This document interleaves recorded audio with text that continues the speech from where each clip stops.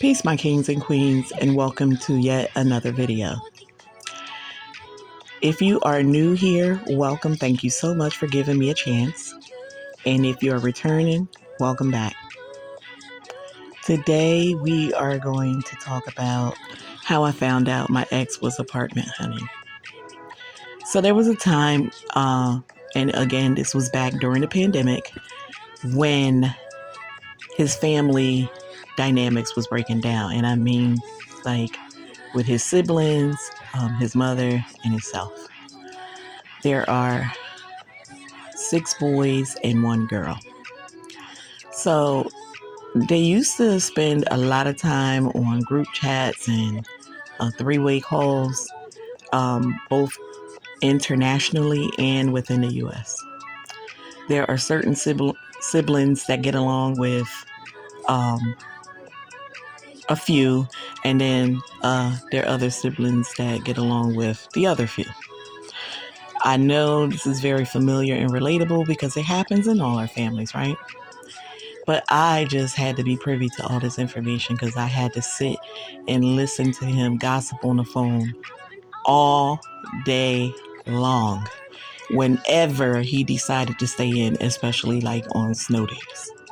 I had to listen to him talk to this brother, and then they would get on the phone and make a 3-way call and include this brother. After they would hang up that call, they would call over to the sister. And this went on and on all day long. And I'm telling you, for weeks at a time.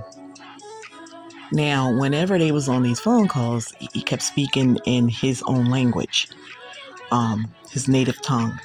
And so I could hear, parts of the conversation. But believe me, when I tell you, I didn't want to hear any of it. So I used to get the boys and we would go on downstairs into their bedroom and hang out and watch movies and play video games.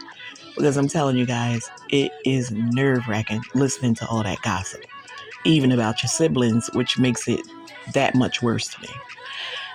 He could tell that I was completely disconnected from it all because whenever he would finally hang up the phone and come down in the area where me and the kids was, he would be calling himself, updating me on these 2 particular brothers that he don't care for. And I mean, it's beyond repair. Everyone has tried to repair that relationship, including the elders, including his mother and his sister and older aunties and uncles. And it's just irreconcilable. Okay. Almost like a marriage. So anyway, he would talk about them day in and day out, and specifically talking about their sister, whom is here in the U.S. and not documented. So he would especially keep saying that the one brother and his wife had the sister staying with them, but they was treating her poorly, and they had to figure out a way how to get her from that state over to New Jersey where we stay. This was conversations he was having with his brother that he entrusted everything with. Like, he told him everything. I will go into more detail about that in another upload.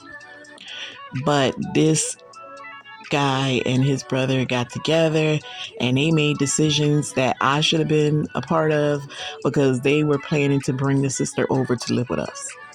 When I made it known that that was not acceptable because I am not housing or harboring someone in my home who's undocumented, number 1, for legal issues alone. And then for number 2, we are foster parents and I already have a revolving front door with the state. He obviously was mad at me for that. Unbeknownst to me, he kept on moving about normally, so I had no idea. But obviously he was behind my back apartment hunting for his sister, air quotes.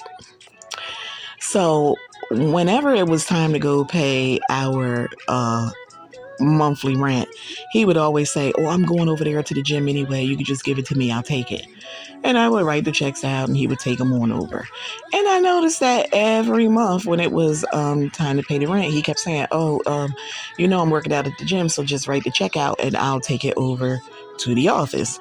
So this happened. I'm telling you, my gosh, maybe like 6 months in a row, he all of a sudden was so interested and adamant about taking the rent over to the office. So therefore, I didn't have to get the babies dressed up and get them in a car just to drive them over to the leasing office. So I was fine with that. Can I tell y'all that one day I had to go over to the office because I had been emailing um, the management team and no one was responding. So this particular day, I was going out with the kids to an appointment, and I decided that on our way in, I would stop over at the leasing office to discuss my issue. So when I went in there, um, the property manager was busy, and I had to wait for the assistant manager, who is a Black woman around my age, more seasoned adult and everything. She was familiar with me and my husband as a couple. She was familiar with his best friend around the corner. In fact, I think she hung out with them around at the bachelor's crib. So she was like, I don't know if you know, but your husband has been coming over to see if he can get his name taken off your lease. And I looked at her like shaking my head, yes, but just listening to what she was saying because I didn't want the outsider, the enemies, to know that there was a disconnect here. So I just was like, okay, all right, well, we're still discussing that and I'll let you know. And I went home and I was completely livid. And I spoke to this fool and I asked him about it. And this man looked me in my face and told me he was looking for the apartment for his sister. His brother was going to be paying for it. And that was because, if I can recall, it was the maltreatment that his sister was getting with his other brother and his wife where they live. When in fact, it turned out that this ninja was getting an apartment for himself. Yes, his sister was welcome to come, but my crooked ass, wicked ass family members that I've been telling you about walked him through the entire process.